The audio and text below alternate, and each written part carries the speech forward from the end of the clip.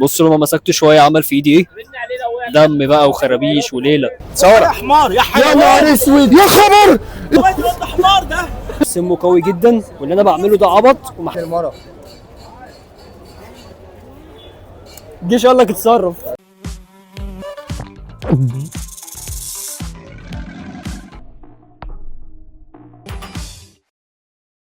ازيكم يا شباب عاملين ايه؟ انا عارف ان مش ده المكان اللي انتوا مستنيين فيه الفيديو خالص، ولكن انا بخلص شويه حاجات هنا وجاي. السوق بيلزم لها شويه حاجات، يعني احنا محتاجين دي فيها شويه نشاره، واحنا هناك هنعرف احنا هنجيب ايه. الفكره ان انا مش عارف بجد ان المفروض كنت هاخد ايه معايا او اجيب ايه. ايه ده؟ بصوا الكتكوت، بصوا ما شاء الله كوتي كوتي. انا هسيبها على الله واخد دي واتكل على الله. فيديو النهارده ما هو الا عرض السوق والحاجات اللي موجوده في السوق، ملوش اي علاقه بتوجهاتي وهل انا بدعم الشيء ده او بحبه او موافق بيه او لا.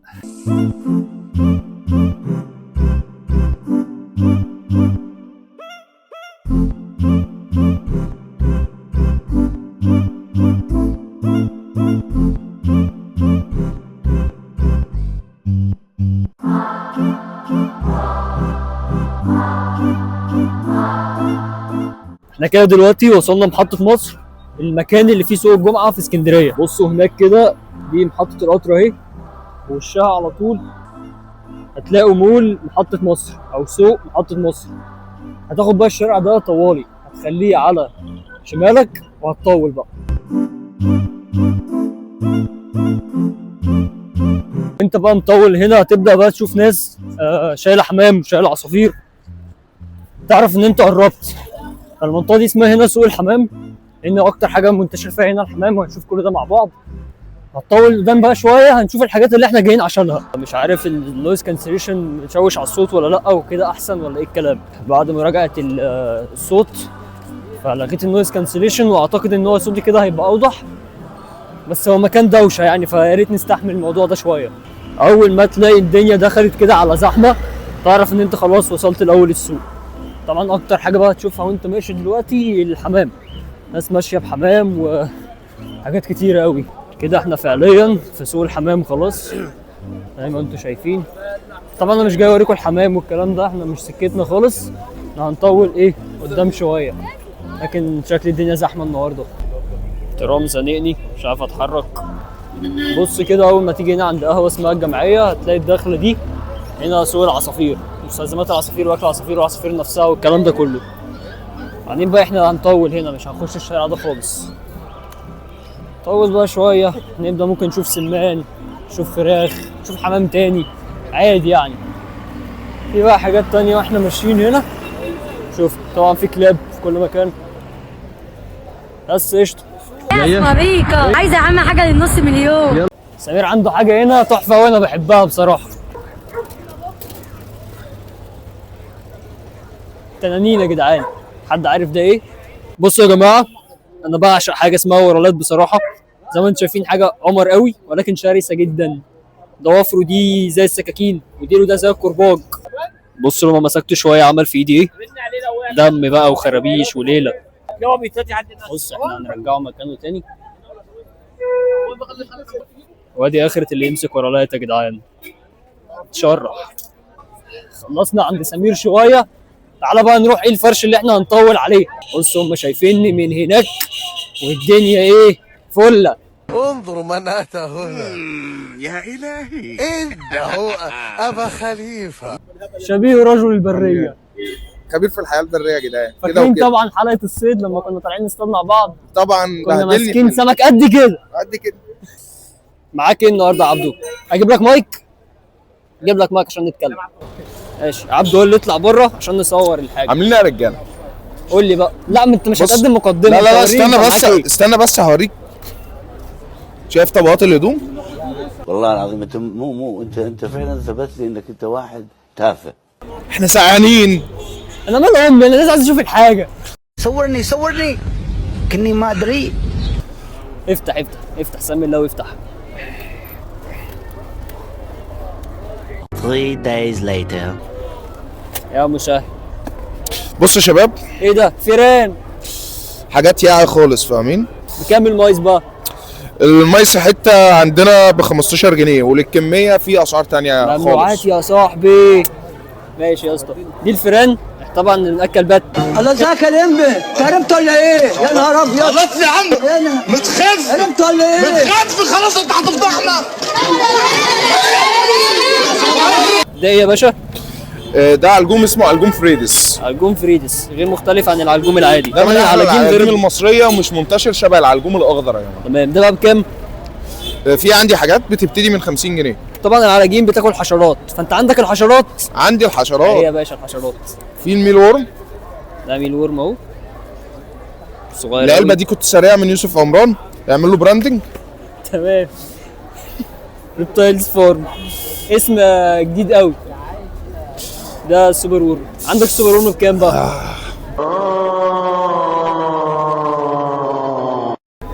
بالك عشان بيقع. السوبر وورم بكام؟ استنى بقى، عايزين نضحكوا ضحكات شريره متقطعه. لا ده احنا اشترينا متقطعه، الفيديو وقت الفيديو بيخلص مننا. طيب السوبر وورم فيه علب من اول 20 جنيه. ده جامد قوي. ده كده يا جدعان عبده بتاع حرفياً. الغلابه. ومش ببيع بقى الدودايه بجنيه والدودايه بنص جنيه. ربنا نصرني على ناس كتير جدا بتشكك. ده حرفيا كان ب عبث 3 اللي جنيه من فتره. هو بيبيع لك العلبه من اول كام؟ 20. 20 يا جدعان. والله جامد جامد. انا كادم اتبسطت من في عندي كل مستلزمات السمك. هو عبده اساسا اصلا بتاع سمك. فتعالى في الازاز دي الاول. ده ايه؟ البكتيريا النافعه، كل ما هو معتم هو بكتيريا نافعه. جميل. دي بكتيريا هضميه اسمها لاكتوباسيليوس. البكتيريا ديت بتساعد على اكمال الدوره البيولوجيه، بس هي اصلا معويا قويه جدا، جميل. بتشفي امراض معويه اصلا. خش على اللي بعده عشان الناس جايه تتفرج. هو ده اللي انت فالح فيه تلوكلوك، انما تشتغل مفيش شغل. طيب عندنا ده مزيل كلور، كل ما هو شفاف. ده هنا او هنا سنتي لكل 20 لتر. طيب جميل حاجات قوي ده. مركزه جدا يعني. حلو قوي. ده طبعا اكل سمك. عندنا اكل فيه العايم، فيه العايم والطافي، وفي حاجات بروتينات عاليه شويه. ده 30%. هو في فرق بين هنا العايم والطافي؟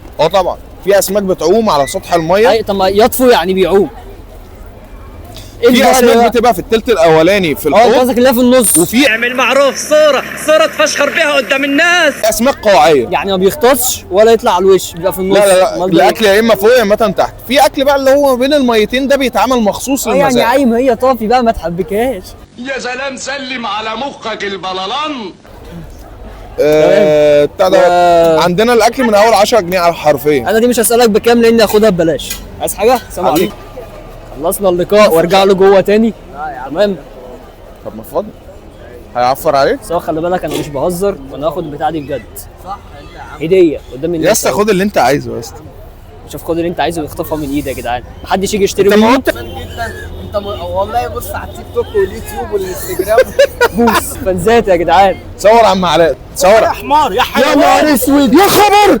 ايه ده؟ صور الكواليس. ده حمار ده. صوره. اه اي حد عايز سمك للتماسيح عنده.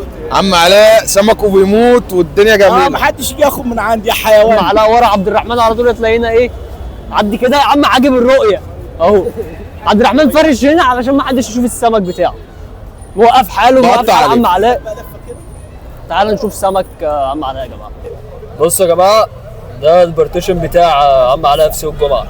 عنده شويه اسماك تحفه قوي. كولكشن جميل قوي بصراحه. وانا مش بفهم في السمك فهنجيب عم علاء دلوقتي ايه يقول لنا ايه الحاجات دي. تبدا تعرض لي انت بقى وتتكلم. كده في هنا بلاك ستوماس دي عامله 50 حجم كبير، جميل قوي. وفي جرامي كده امهات كبيره جميع الالوان، الواحده عامله 40. في زبره كده الوان، الواحده ب 5 جنيه. جميل قوي الزبره ده. في الجوبي ده الواحده ب 10 جنيه، وفي البلاتي الواحده ب 10. في فايتر فايتر وجمال اي لون الواحده ب 100 تحفه جنيه. قوي. وفي اناجل جميع المقاسات وجميع الالوان، سمكه الانجل دي الواحده عامله 25. جميل. في جولد كده الواحده عامله 50. في جولد امهات الواحده عامله 100. جميل ده. في كوي امهات كبيره الواحده عامله 150. في لاين هيد كبير كده دي الواحده عامله 200. في منه ركاب وفي منه ريد اندرويد وفي اوراندا. من اكتر الاسماك اللي انا بحب شكلها يا جماعه والله.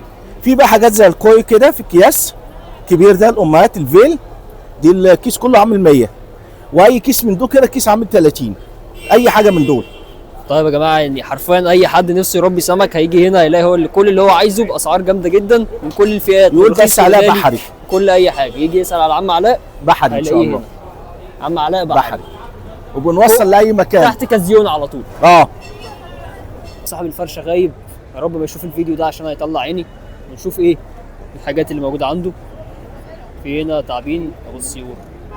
تعابين ابو السيور من التعابين المصريه الزراعيه، تعيش في بيئه زراعيه يعني رطوبه، حراره عاليه برضو، ده كده كده تشميس دايما، ومن اسهل انواع التعابين في التربيه، مناسب جدا للمبتدئين، ولكن هيواجهك بصراحه بعض المشاكل بالنسبه للاكل، لان هو تعبان مزاجي شويه في حوار الاكل، ممكن يقطع منك اكل، ممكن فجاه مش عايز ياكل الاكل ده فتحب تنوع له حاجه تانية وهكذا. ومعانا هنا كمان ده شفتوا تعبان ابو السيور؟ ده تعبان الهورسين، هو ابو السيور ولاد عم من نفس العيله، واسمه الانجليش ساند ريسر. ده طبعا اسرع تعبان موجود في مصر. بصوا زي ما انتم شايفين كده شبه ابو السيور بالظبط، ولكن تحسه صحراوي شويه بالوان مختلفه. والمعلومات اللي قلتها على ابو السيور تنطبق عليه، والاثنين ضعاف السميه، يعني سمهم غير خطر. انا مش عارف هو الصوت بان ولا ايه، بس هو الكائن ده اللي كان عمال بينادي. بالنسبه لتعابين ابو السيور اسعارها بتبدا من 50 جنيه بقى وانت طالع، يعني ده الصغنن قوي ودي حاجات كبيره. بصوا يا جماعه ده من اجمل التعابين اللي انا بحبها في مصر، هو تعبان ابو العيون او الكوبرا الكاذبه. اسمه اتسمى الكوبرا الكاذبه لانه بيفرع زي الكوبرا. طبعا هو واقف دلوقتي زيها، ولكن هو بيفرد رقبته بالظبط زيها بنفس الشكل. بالنسبه للسم بقى فهو مش مناسب للمبتدئين، لانه هو من ضعاف السميه، ولكن سمه قوي برضه، يعني ممكن يدخلك مستشفى عادي جدا. واللي في ايدي ده لو عضني ممكن يسبب لي مشاكل لاني مناعتي ضعيفه. والاستاذ ده اتعض من ترانشولا سمها ضعيف، فضل تعبان لحد دلوقتي بقاله اسبوع وشويه اهو. يعني تعبان. فالموضوع كله متعلق بمناعتك عموما. بس المهم ان التعبان ده جميل قوي، من الحاجات اللي انت هتحبها جدا، ولكن بلاش تاخد الريسك ده. يجي بقى ايه شويه مفصليات كده اللي انا بحبها دي، وايه شويه عقارب. ايه الحلاوه دي؟ ده عقرب ابو جنزير، سمه قوي جدا، واللي انا بعمله ده عبط ومحدش يعمل زيي خالص، لانه سمه قوي ممكن يسبب الوفاه عادي جدا. ده بينزل التمام من على ايده على فكره. التمام ايه العقرب من على العقرب ده بكام بقى؟ للمتابعين من غير فلوس. بس هو اي حد يجي من المتابعين ادم هاني طرف ادم هاني لو لقاني واقف هنا ياخدوا مني من غير فلوس، هيدوا له من غير فلوس خلاص. لو جه المينا رمزي هيضربه. انت بتقفل الباب ليه يا معلم؟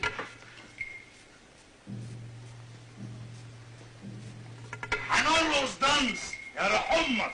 كام ده؟ ده الباي كولر يا جماعه، عقرب اسود، حاجه لذيذه يعني. اتكلمنا عن معظم الانواع دي عندنا على القناه قبل كده يعني، بس لو انتوا بقى متابعين.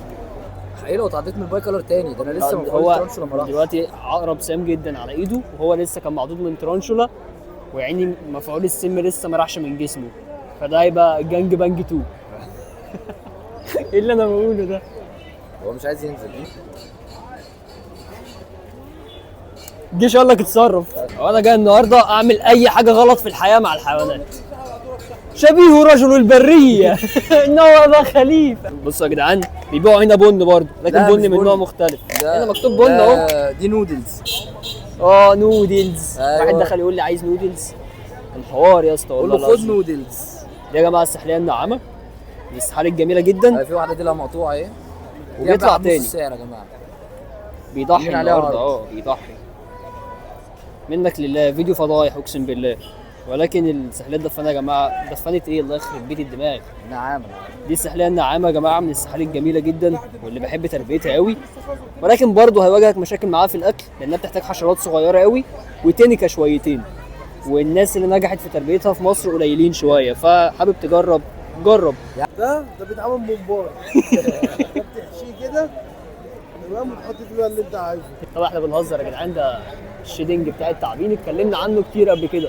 مجرد بصوا يا جدعان الكرتونه دي، عشان احنا ناس تافهه وده راجل تافه جايب سمان. ربنا يهديك يا ابني. حد يربي سمان يا ابني؟ صورني معاهم عشان انا عايز حد يربي الكائنات الغريبه دي. من امتى مربي سمان؟ عمركم شفتوا حد بيربي سمان يا جدعان؟ كائن غريب قوي. انا وعيالي. الشاب ده بقاله 3 جمعات بيلف بالتعبانين دول. والله بحبك جدا ومتابعك من زمان قوي وعامل لك يا ابني ما بيتباعوش. دول ما بيتباعوش بيموتوا يا عم. وتجيب غيره. اونر هنا من اونرات سوق ده الجمعه. التور جايد بتاعي. انا اونر من اونرات سوق الجمعه. هو المرشد السياحي اللي هيجي تعالى يعمل محمد السوق. حسن. هنا السلاحف كلها بتموت بعدها ب3 ايام. تعالوا اوريكم السلاحف يا جدعان. ب 200 جنيه هيجي عند عمرو قولوا له ان هو تيجوا تقولوا احنا تبع عمر زكريا تمام، هتاخدوا السلحفاه ب 500. الفيديو باظ منكم لله. بصوا يا جدعان، عندنا هنا بقى ايه، خش كده عند الكنيسه على طول سوق الكلاب. كل من هف وشه وعاوز يجيب كلب يرازف في خلق الله بيه. بصوا يا جماعه، هنا في كلاب بلدي لو اي حد عايز يشتري بقى كلب بلدي. هنا بقى موجود كل الانواع وكل الالوان. هتلاقي الكلب البلدي مصبوغ باي لون انت عايزه. انت عارف ان هزارنا ده في سوق الكلاب ممكن يعمل فينا ايه؟ ما انا عامل نفسي مش باصص اصلا. عشان اللي احنا بنعمله ده عارفين لو اتزنقنا هنا هنطلع نجري. اجري يا مجدي.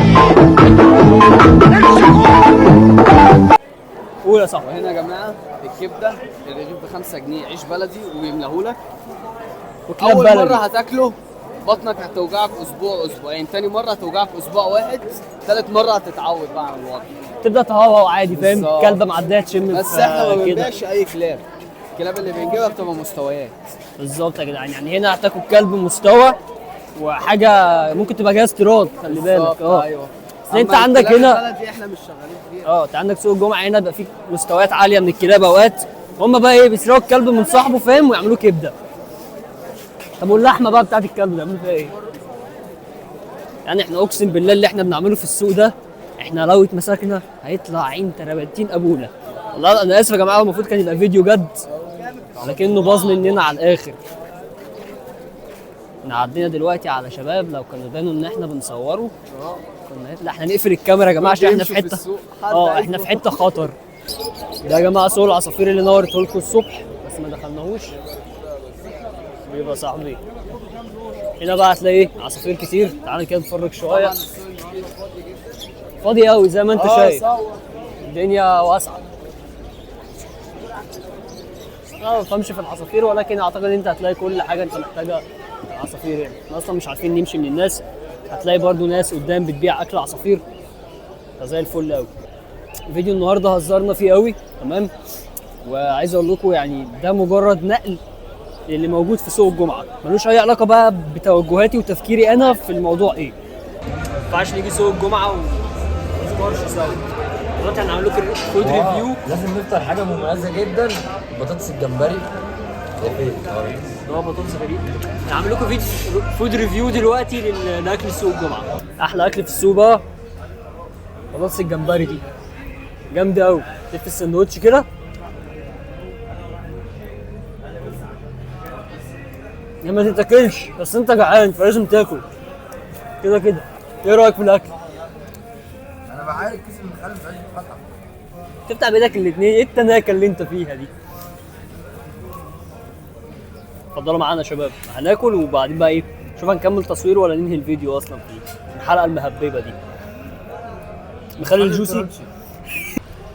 لا كلامنا الحمد لله. وكده يعني فيديو النهارده خلص. للاسف والله ما تستناش اي كونتنت علمي في سوق الجمعه، فهو طبيعي يبقى فيديو هلسي شويه وهزار وبتاع، اوريكم شويه حاجات. ولكن انا اصلا كنت نازل عشان عايز اجيب كتاكيت، ولكن ما لقيتش كتاكيت، ودي كانت العلبه اللي انا وريتها لكم في اول الفيديو. المهم وصلنا لاخر فيديو النهارده كده، وما تنساش تعمل لايك وتعمل شير وتشترك في القناه. باذن الله الفيديوهات الجايه تكون محتوى علمي اكتر وحاجات من اللي انتم بتحبوا تتعلموا منها اكتر. يعني فكك من الفيديو ده ترفيه كده في النص، وفلوج يوم من يومياتي في السوق. مش هاجي بقى اوريك بقى بص الحاجه دي بكام وبتاع والكلام ده، يعني مش هلوك عليك كتير كده. خلصنا الفيديو وسلام.